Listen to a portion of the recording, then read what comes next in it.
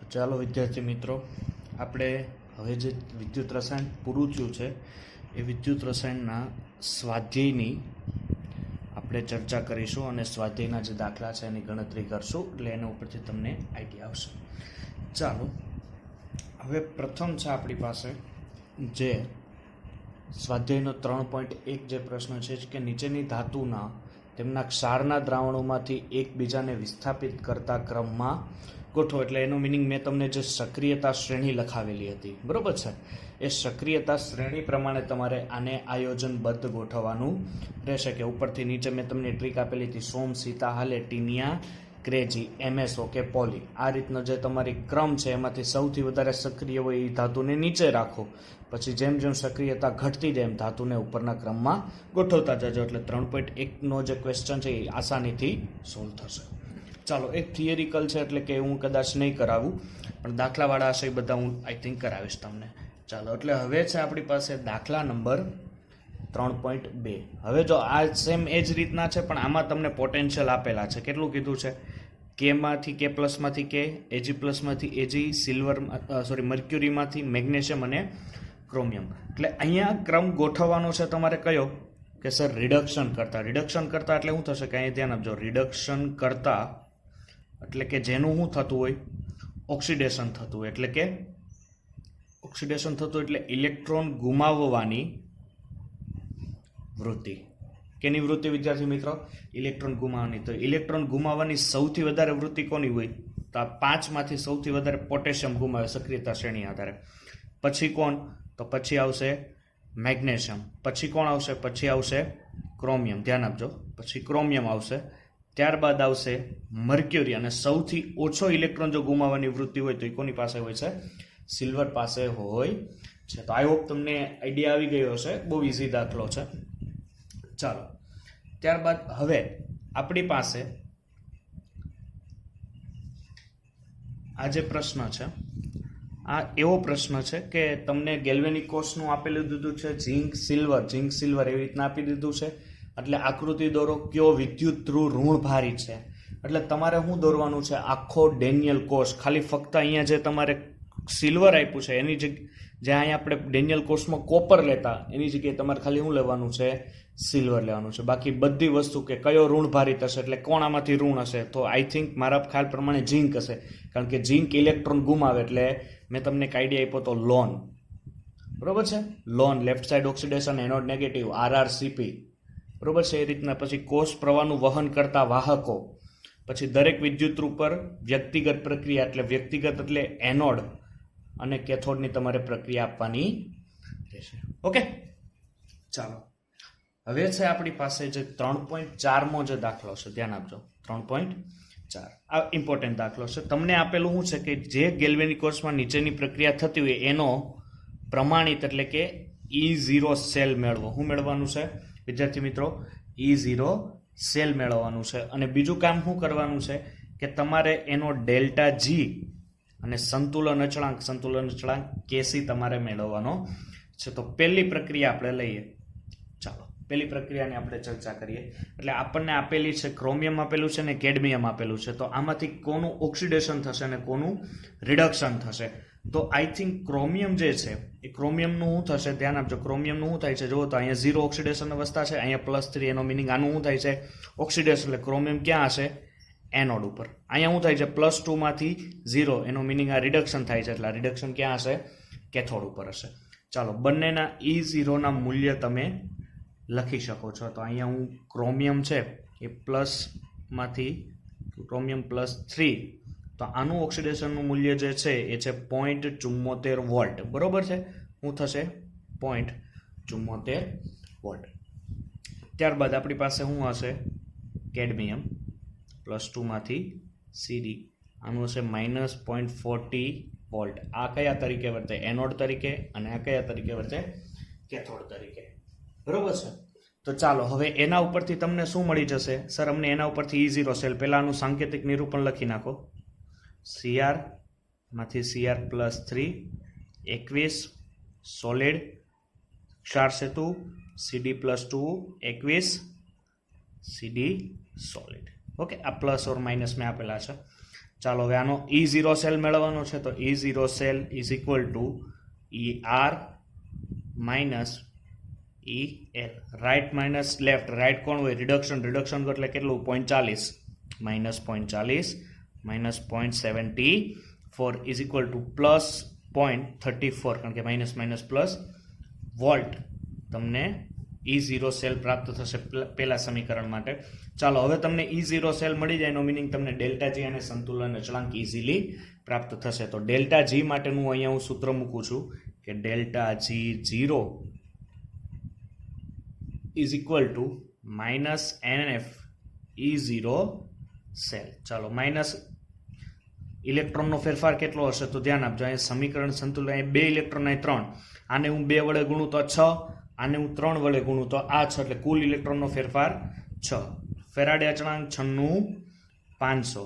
ચાલો પછી E0 cell કેટલો મળ્યો તમને? 0.34. એટલે ડેલ્ટા જી જે તમે ગણતરી કરશો ડેલ્ટા જી 0 એ તમને પ્રાપ્ત થશે 19.6850 જૂલ પ્રતિ મોલ. ઓકે, આ તમને શું પ્રાપ્ત થયું? Delta G 0. ચાલો હવે એના ઉપરથી તમારે શું મેળવવાનું છે? સર અમારે સંતુલન અચળાંક, સંતુલન અચળાંકનું સૂત્ર શું છે? તો ધ્યાન આપજો, સંતુલન અચળાંકનું સૂત્ર છે delta G 0 is equal to 0.0592 divide by n log KC. શું છે? log કેસી. હવે અહીંયા ડેલ્ટા જી 0 છે ને, એની જગ્યાએ તમે E0 સેલ પણ લઈ શકો, અથવા એક આ સૂત્ર પણ છે, અથવા એક આ સૂત્ર પણ છે કે delta G 0 is equal to RT ln K. શું છે? RT ln K. હવે નેચરલ લોગને સાદા લોગમાં ફેરવો એટલે માઇનસ 2.303, નેચરલ લોગને સાદામાં ફેરવો 2.303 RT log base 10 K. Okay, ચાલો હવે તમારી પાસે ડેલ્ટા જીનું મૂલ્ય છે? સર હા છે. લોગ કેને કરતા બનાવો એટલે log base 10K is equal two આ જે છે એ ઉપર જશે અને આ છેદમાં જશે, એટલે માઇનસ 19.6850 જે ડેલ્ટા જી 0નું મૂલ્ય છે, અને આ પદ છે એ ડેલ્ટા જી 0ના છેદમાં જશે. ઓકે, તો અહીંયા આવશે 2.303, આરની વેલ્યુ મૂકો 8.314, અને તાપમાન જે છે પ્રક્રિયાનું એ તાપમાન શું રહેશે? રૂમ ટેમ્પરેચર એટલે 298 કેલ્વિન. કેટલું? 298 કેલ્વિન.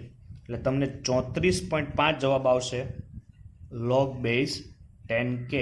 અને K એટલે આનો એન્ટીલોગ મેળવો, એન્ટીલોગ ઓફ 34.5, એટલે આ 34 છે 10⁻⁵ વહી જાય 10⁵, અને 0.50 એટલે કે એનો લોગ તમે મેળવશો એટલે 3.1 તમને K પ્રાપ્ત થશે આ પ્રક્રિયા માટે. ઓકે, એટલે આ રીતના તમે અહીંયા શું કર્યો? પ્રથમ દાખલો છે અહીંયા પૂરો કર્યો છે. હવે જો સેમ રીત હશે તમારે હવે સેકન્ડ નંબરનો જે દાખલો છે અહીંયા ધ્યાન આપજો, આમાં જે તમે સેકન્ડ દાખલો કરો છો સેમ, અહીંયા શું હતું? Fe+2 Ag+, એમાંથી શું બને છે? Fe+3. એનો મિનિંગ શું થાય છે? આયનનું ઓક્સિડેશન થાય છે. જો અહીંયા +2 ઓક્સિડેશન અવસ્થા હતી, એમાંથી કેટલી થઈ? +3 ઓક્સિડેશન આંકમાં વધારો, એટલે આયન કયા તરીકે વર્તો? એનોડ તરીકે. તો આમાંથી બીજો દાખલો E0 Fe+2 two gives Fe+3.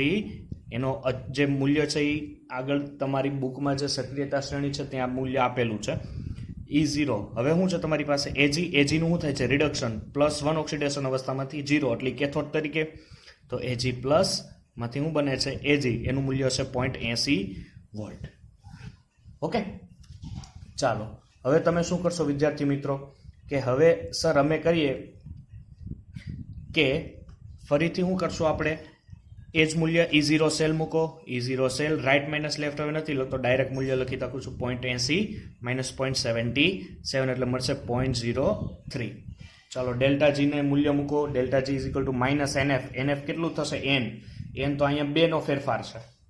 Okay, અને અહીંયા 1 એટલે કુલ અહીંયા 1 અને આમાં 1 નો ફેરફાર એટલે -1 ઇન્ટુ 96500 ઇન્ટુ 0.03 એટલે મૂલ્ય મળશે -2900 જૂલ પ્રતિ મોલ. ઓકે, ચાલો પછીનું આગળનું વેલ્યુ હું તમને જાતે ગણવા આપીશ કે delta G0 is equal to -RT ln K. Okay, આ સૂત્ર પણ મૂકી શકો અથવા આ પણ મૂકી શકો. E0 cell is equal to 0.0592 divide by n log kc. Okay, આ બંનેમાં સૂત્રમાં વેલ્યુ મૂકીને તમે આગળનો દાખલો છે અહીંથી કરી શકો છો. જો આઈ થિંક હું તમને ડાયરેક્ટ પદ આપી દઉં કે log k is equal two -290.23 into 8.1314 into 298 અને k મેળવશો એટલે આઈ થિંક k 0.5 જેટલો તમને પ્રાપ્ત થશે. ઓકે, ચાલો હવે એના પછીનો જે દાખલો છે એ છે 3.5. તો 3.5ના દાખલાની આપણે ચર્ચા કરીએ તો 3.5મો જે દાખલો છે એ આ રીતનો છે કે તમને અહીંયા તમારી સ્ક્રીન ઉપર દેખાતું હશે.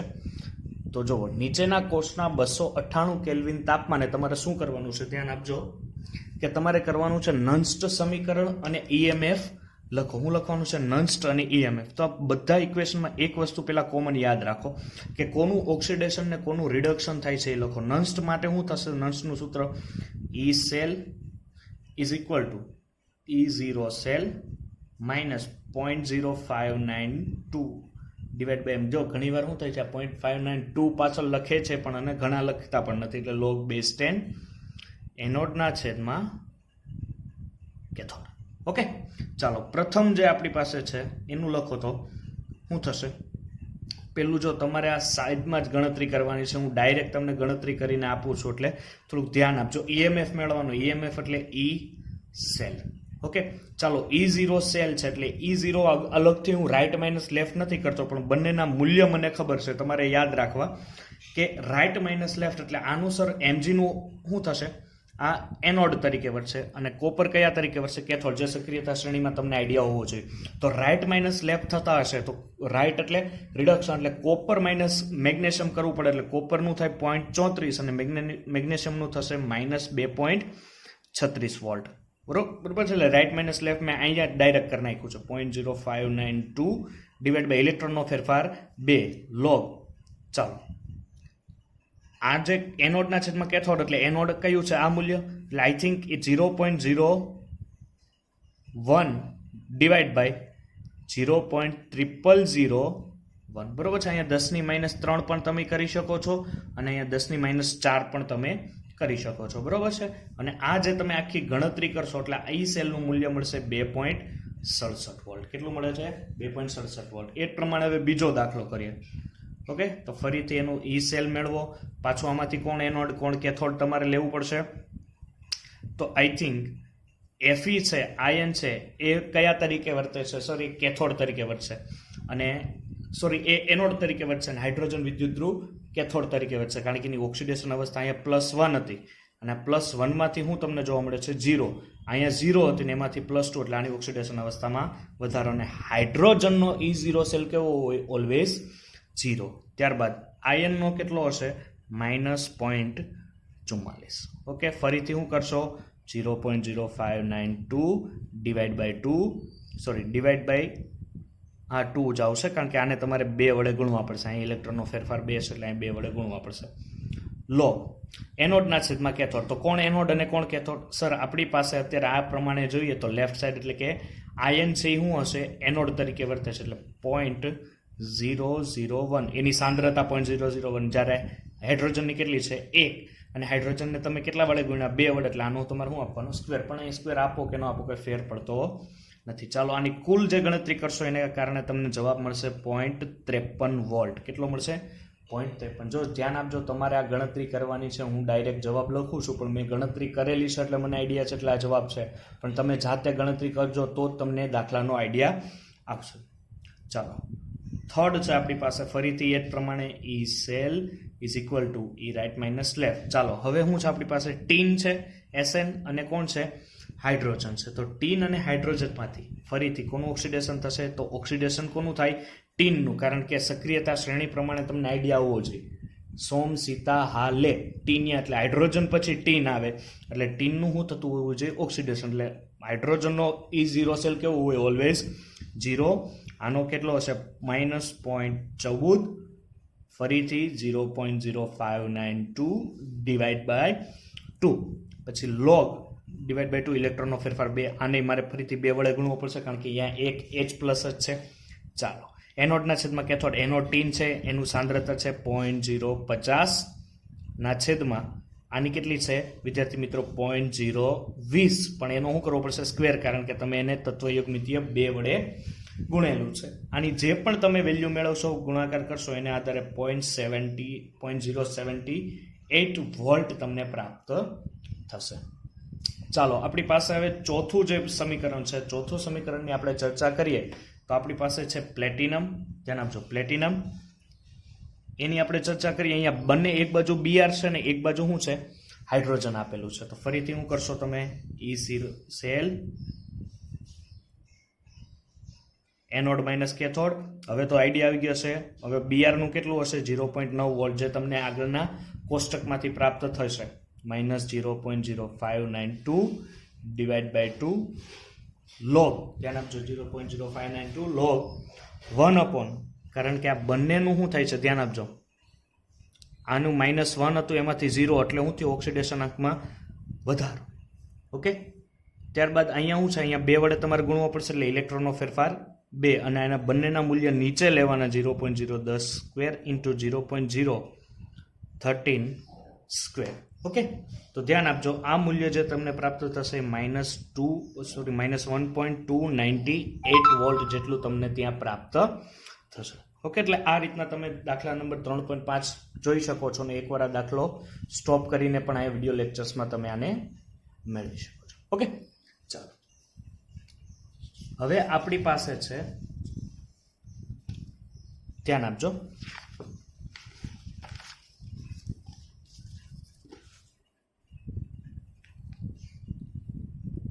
આ જે દાખલો છે એ છે કે એક બટન સેલ આપેલો છે જે બહોળા પ્રમાણમાં કાંડા, ઘડિયાળ અને અન્ય ઉપકરણમાં વપરાય છે. તેમાં નીચેની પ્રક્રિયા થાય છે. તો આ નીચેની પ્રક્રિયાનો ડેલ્ટા, જી અને E0 મેળવો. પહેલી વસ્તુ કે આ જે તમને આખી પ્રક્રિયા આપી છે ને, આખી પ્રક્રિયાના તમારા 2 ભાગ પાડવા પડશે. એક પહેલો ભાગ તો કયો પડશે કે જો ધ્યાન આપજો, પહેલો ભાગ પડશે ઝિંક. ઝિંકમાંથી હું ઝિંક 2 ઇલેક્ટ્રોન ગુમાવે અને Zn+2 બને એટલે આ બને એનોડ.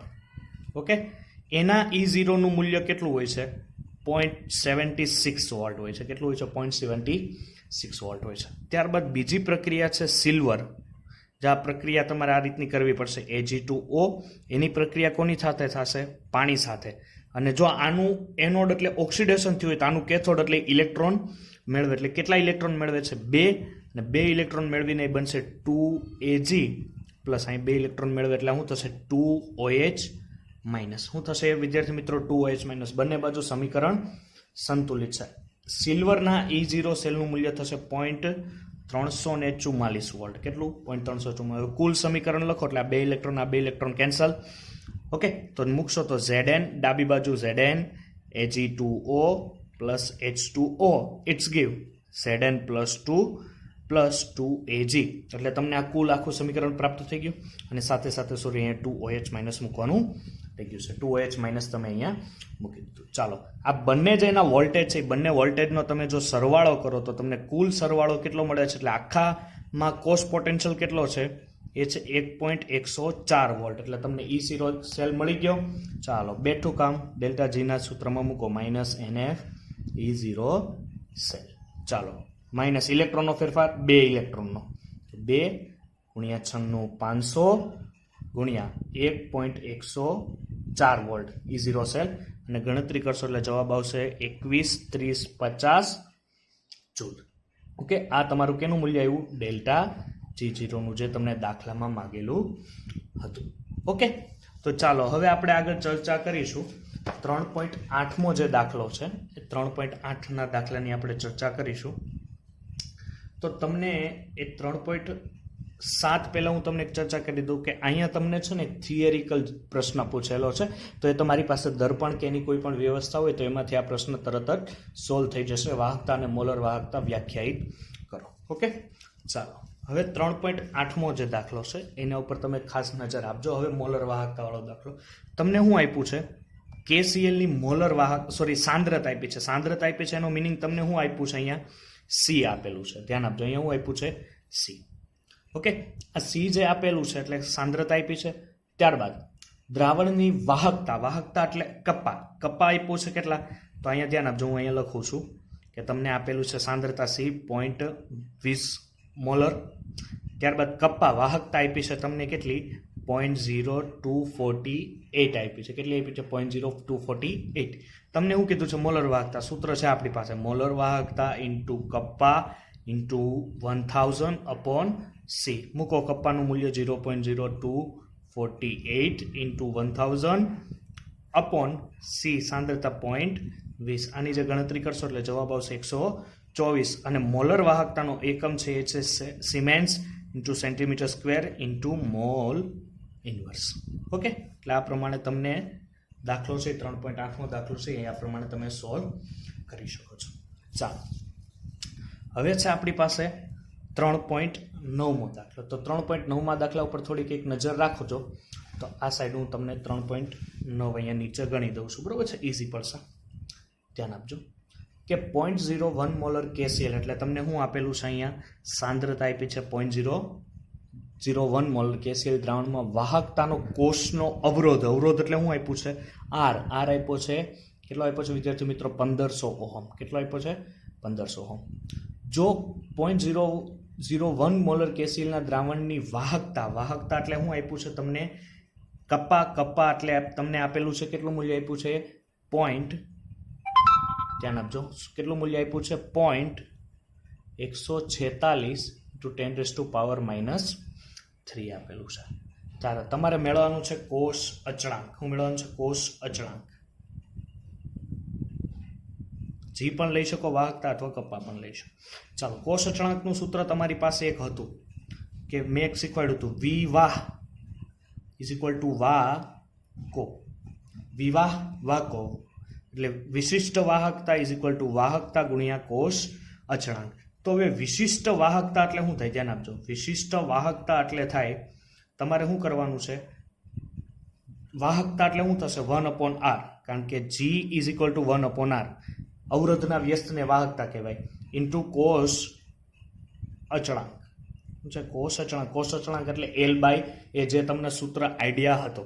ઓકે, બીજું શું કરવાનું છે કોષ અચળાંકને કરતા બનાવો એટલે કોષ અચળાંક કારણ કે તમને વાહકતા આપી છે કોષ અચળાંક વિશિષ્ટ વાહકતા ગુણ્યા કોષ અચળાંક એટલે શું થશે અવરોધ. વિશિષ્ટ વાહકતા ગુણ્યા અવરોધ. આ છેદમાં છે ઉપર જાય તો ગુણાકારમાં વિશિષ્ટ વાહકતા છે 0.146 × 10⁻³ અને અવરોધ છે કેટલો વિદ્યાર્થી મિત્રો 1500 જેની ગણતરી કરશો એટલે 0.219 જેવો સમથિંગ આજુબાજુ જવાબ આવે છે. ઓકે, આઈ હોપ તમને અહીંયા આઈડિયા આવી ગયો હશે. હવે જો આ એક દાખલો બહુ સરસ છે 3.10નો જે દાખલો છે 3.10નો દાખલો એકદમ સરસ અને ઇઝી દાખલો છે. તો ધ્યાન આપજો. હવે તમારી પાસે સોડિયમ ક્લોરાઇડનું એક દ્રાવણની વાહકતા જુદી જુદી તમને વાહકતા આપેલી છે 298 કેલ્વિન તાપમાને માપન. પરિણામે તમારે આ તમને એક કોષ્ટક જેવું આપ્યું છે એટલે આઈ થિંક મારે અહીંયા કોષ્ટક દોરવું પડશે. કેટલા મૂલ્ય 1 2 3 4 5 એટલે 5 મૂલ્યવાળું મારે અહીંયા કોષ્ટક દોરવું પડશે. એ કોષ્ટક કંઈક મારે આ રીતનું છે 1 2 3 4 and 5. ઓકે, આ 5 મૂલ્ય. અહીંયા શું છે કે તમને સાંદ્રતા આપી એટલે સાંદ્રતા આપણે કોષ્ટક હોય એટલે શું લેવી પડે √c માં લેવી પડે. જે મૂલ્ય આપ્યા છે મને કેટલા આપ્યા છે ધ્યાન આપજો. પ્રથમ જે છે એ આપ્યું છે મને 0.001 મોલર અને તમારે √c કરવાના છે એટલે મૂલ્ય તમે ધ્યાન આપજો 0.01નું √c મૂલ્ય કરવો. ત્યારબાદ 0.10નું 20નું 50નું અને 0.100નું તમારે શું કરવાનું છે √c નું મૂલ્ય તમારે મેળવવાનું છે. એટલે હું c નું મૂલ્ય છે હું અહીંયા લખી દઉં છું. ધ્યાન આપજો 0.03 ત્યારબાદ 0.010 0.14 0.22 અને 0.31 √c કરવાનું. ખાલી તમને અહીંયા c જ આપ્યો છે તમારે કેલ્ક્યુલેટરમાં √c કરવા પડશે. ચાલો, પછી તમને આપેલું છે આ ધ્યાન આપજો. આ શું આપેલું છે તમને આ આપ્યું છે તમને કપ્પા આપ્યું છે. શું આપ્યું છે કપ્પા. જો અહીંયા દેખાય છે તમને કપ્પા. પણ કપ્પામાં બધાના મૂલ્યની પાછળ તમારે શું લગાવવું પડશે ધ્યાન આપજો ઇન્ટુ 10⁻² લગાવવું પડશે. એટલે સૂત્ર તમારી પાસે એક હતું મોલર વાહકતા ઇન્ટુ કપ્પા ઇન્ટુ 1000/c. બરોબર છે. તો બધા માટે મોલર વાહકતા મેળવવી પડશે કારણ કે તમારે શું કીધું બધી સાંદ્રતાની મોલર વાહકતા ગણો અને મોલર વાહકતા અપોન c ઇન્ટુ 1/2 વાળો ગ્રાફ મેળવો. તો મોલર વાહકતા ઓફ પ્રથમની મેળવીએ તો ચાલો પ્રથમ માટેનો કપ્પા કેટલો છે તો 1.1237 ઇન્ટુ 10⁻², ઇન્ટુ 1000 અપોન સી કેટલું હશે 0.001. એટલે આ જે તમને મૂલ્ય મળશે એ મોલર વાહકતાનું કેટલું મળે છે 1. ધ્યાન આપજો 1.83 ઇન્ટુ 10⁸8. ઓકે, ચાલો એ પ્રમાણે બીજાનો મોલર વાહકતા, એ પ્રમાણે ત્રીજાનો, એ પ્રમાણે ચોથાનો ને એ પ્રમાણે પાંચમાનો બધાની વેલ્યુ તમને એક એક આપેલી છે. મોલર વાહકતાના સૂત્રમાં મૂકો. બીજી વાર મૂકશો તો અહીંયા 1.1237 લીધા એની જગ્યાએ 11.85, પછી 23.15, પછી 55. એટલે બધાના મૂલ્યો જ હું ડાયરેક્ટ અહીં લખું છું. આનું આવશે 1.18 ઇન્ટુ 10⁻18, આનું આવશે 1.15 ઇન્ટુ 10⁻8, ત્યારબાદ આનું આવશે 1.11 ઇન્ટુ 10⁻8, આનું આવશે 1.067 ઇન્ટુ 10⁻8. એટલે આ બધાની તમને શું મળી ગઈ મોલર વાહકતા. તમારી પાસે √C પણ છે, મોલર વાહકતા છે. ચાલો ગ્રાફ દોરીએ આપણે. તો ગ્રાફ તમારે અહીંયા આ રીતના દોરવાનો છે, જે આપણે ભણી ગયા છે કે મોલર વાહકતા વિરુદ્ધ √C નો જે તમે ગ્રાફ ભણ્યા છો, મોલર વાહકતા ઇન્ટુ √C, બધા જ મૂલ્ય તમારી પાસે છે. હા સર, બધા જ મૂલ્ય છે. તો √C નું ક્યાંથી ચાલુ કરશું? તો આઈ થિંક હું ચાલુ કરું, જો આ મૂલ્ય ઉપર આવે 0.05, 0.10, 0.15, 0.20, 0.25 અને 0.30, અને આગળ જો હજી થોડુંક લંબાવું હોય તો 0.40. ઓકે, ચાલો આનું મૂલ્ય ક્યાંથી લેશો? તો એક પોઈન્ટમાંથી છે, એટલે હું લઉં અહીંથી 0.4નો ફેરફાર રાખું એટલે તમને થોડુંક આઈડિયા આવશે. એટલે 10, 1 14, 1 18, 1 22 અને 1 24.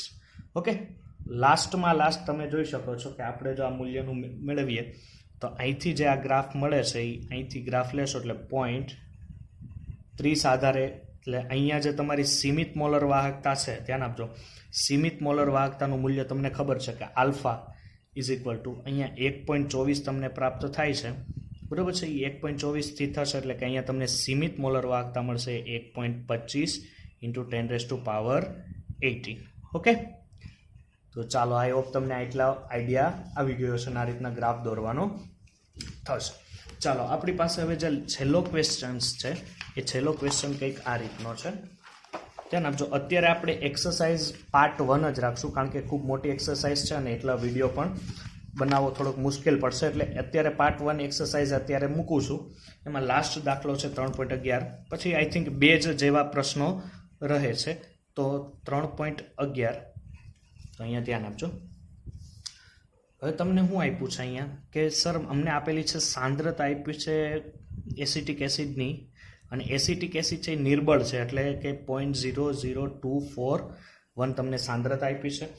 ત્યારબાદ તમને વાહકતાનું મૂલ્ય આપેલું છે. વિદ્યાર્થી મિત્રો ધ્યાન આપજો કે એનું વાહકતા આપેલી છે કપ્પા આપી છે 7.896 into 10⁻⁻5 siemens into centimetre inverse. આની હું મેળવવાનું છે મોલર વાહકતા. સર આરામથી મળી જાય, મારી પાસે સૂત્ર છે કપ્પા ઇન્ટુ 1000 અપોન સી. બંનેના મૂલ્ય મૂકો 7.896 ઇન્ટુ 10⁻⁻5 ઇન્ટુ 1000, અને જ્યારે તમને એના સાંદ્રતાનું આપ્યું છે 0.00241. ઓકે, મોલર વાહકતા મળશે 32.76 siemens into centimetre square into mall inverse.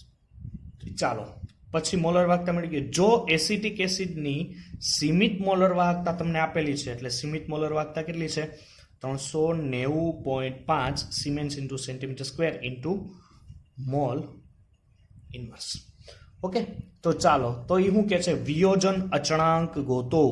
શું કીધું છે વિદ્યાર્થી મિત્રો? વિયોજન અચળાંક. વિયોજન અચળાંકનું સૂત્ર શું છે? K into C into alpha square upon 1 minus alpha. તમે આ પણ મૂકી શકો, અથવા એક સૂત્ર આ પણ છે સી ઇન્ટુ એમ અપોન 0 એમ લેમ્બડા એમ માઇનસ લેમ્બડા 0 એમ. ઓકે, આ મૂકી શકો, પણ વધારે બેટર હું તમને અભિપ્રાય આપું કે આ સૂત્ર મૂકો. કઈ રીતે? કે અહીંયા તમે ડાયરેક્ટ આલ્ફા મેળવી શકો. અહીંયા તમારે બેની અલગ અલગ વેલ્યુ મૂકીને તમારી ગણતરી થોડીક વધશે. તો આ વિયોજન અંશ મેળવો તો લેમ્બડા એમના છેદમાં લેમ્બડા 0 એમ, એટલે 32.76ના છેદમાં, ધ્યાન આપજો, 32.76ના છેદમાં 390.5 બંનેના એકમ કેન્સલ થશે, એટલે વિયોજન અંશનો કોઈ એકમ નો એ મૂલ્ય મળશે 0.0 84. બસ આલ્ફાનું મૂલ્ય ડાયરેક્ટ અહીં મૂકી દો. સાંદ્રતા કેટલી છે વિદ્યાર્થી મિત્રો? ધ્યાન આપજો. સાંદ્રતા તમારે મેળવેલી છે, આપણી પાસે આપેલી છે 0.00241 ઇન્ટુ આલ્ફા કેટલો મળ્યો સર? આલ્ફા મળ્યો 0.084. એનો શું કરો? સ્ક્વેર. આ કરો 1 માઇનસ 0.084. ઓકે. અથવા તમે શું કરી શકો, આ બે જે મૂલ્ય છે ને એ આ સૂત્રમાં પણ તમે મૂકી શકો, પણ એક થોડીક લાંબી પ્રોસેસ છે, જેની જગ્યાએ આ તમે મેળવશો ઇઝી પડશે. ને આ મૂલ્ય આવશે 1.86 ઇન્ટુ 10⁻⁵ મોલર. તમને શું મળી જાય છે? વિયોજન અચળાંક, કે તમને વિયોજન અચળાંક પ્રાપ્ત થાય છે. એટલે ઓકે, આઈ હોપ તમને અહીંયા સુધી આઈડિયા આવી ગયો હશે. જો ન સમજાય તો તમે કોમેન્ટ બોક્સમાં લખી શકો કે આ દાખલાનું રિપીટેશન કરી શકો એકવાર, અથવા ફરીથી જોઈ શકો છો. અને હવેના જે આપણી પાસે દાખલા રહેલા છે એ દાખલાનું આપણે ચર્ચા આગલા વિડીયો લેક્ચર્સમાં કરશું.